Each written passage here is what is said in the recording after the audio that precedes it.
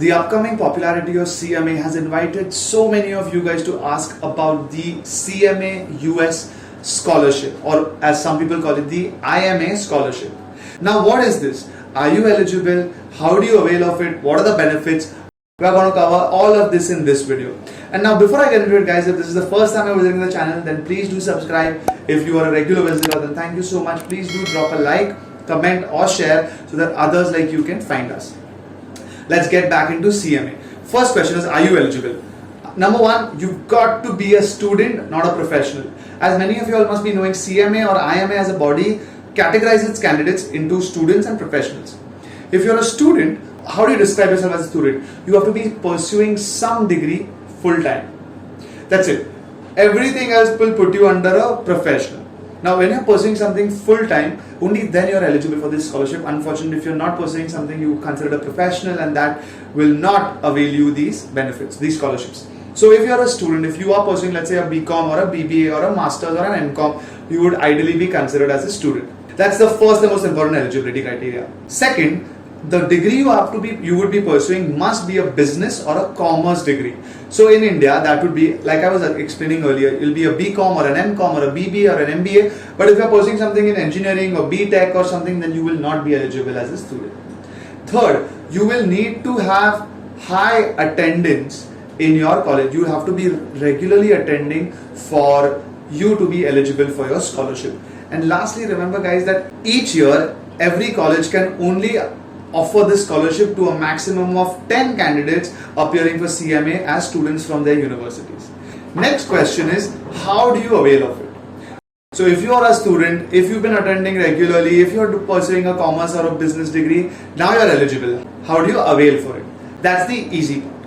All you need to do is go up to some high authority in your college or in your university. It could be your principal, your vice chancellor, and you will have to ask them to A, fill an electronic form which will be submitted to the IMA, and B, they will have to recommend you, write an email to the IMA body recommending you for a scholarship.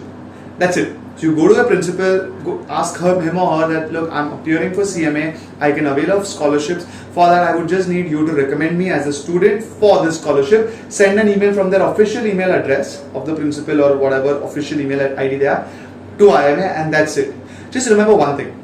If you have pursued your bachelor's degree from, let's say, an HR college, and now you're pursuing your master's degree from, let's say, KC college, you cannot go to the HR principal. You will have to go to the KC principal, because you have to have the official recommendation from somebody high up to be sent from your current degree that you're pursuing. But that's it. As long as you can do that, you would ideally be considered as a candidate for the scholarship. And finally, if you are eligible and you can avail of the scholarship, what are the benefits? So here are a list of things that get waived off for you. Remember one thing, guys, this changes frequently by the IMA. So I'm going to give you all what are the current points that can be waived off for you, and the amounts will vary. Number one, IMA, when you are appearing for CMA, you have to basically pay for something called as an entrance fee, which is applicable for 3 years. Number one, that gets waived off. Second is something which we call a membership fee, which we pay year on year. 3 years of your membership fee gets waived off. Next, exam fees. As many of you all must be knowing, in CMA we have two parts, part 1 and part 2, for which you have to appear for the exam. And every time you appear for each part, you have to pay some exam fee. That gets waived off for your first attempt. So that's another massively lucrative benefit for those who are availing the scholarship. And lastly, if you are availing the scholarship, you get what we call the exam support package from the IMA with an assessment tool, as well as access to an online test, which again is ideally paid, which gets waived off.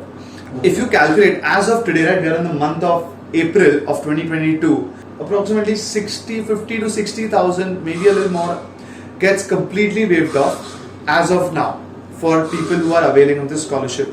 This of course varies, sometimes they might limit the amount of exam waiver, sometimes they might change the figures, but scholarships are very beneficial. You can save a huge sum of money and you can start your exam.